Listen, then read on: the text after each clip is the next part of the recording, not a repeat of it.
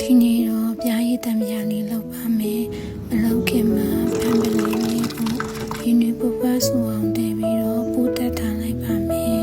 ပြီးရင်တော့လီမွန်ကိုစားလေးနဲ့တိကျပို့ပြီးတော့စေးပါမယ်ရှင်လီမွန်လေးကချောင်းဆိုးခြင်းနဲ့လေချောင်းနာခြင်းတွေကိုလည်းတက်တာပြောက်ကင်းစေပါတယ်ပြီးရင်တော့လီမွန်လေးကိုတီရှူးလေးနဲ့တိကျတုပ်လိုက်ပါမယ်ရှင်ဖန်ပလင်းလေးတွေကိုလည်းတီရှူးလေးနဲ့တိကျတုပ်လိုက်ပါမယ်ပြီးတော့ရင်တော့လီမွန်လေးကိုအကွင်းလေးတွေလီလိုက်ပါမယ်ရှင်လီမွန်လေးတွေကိုလုပ်တဲ့အချိန်မှာ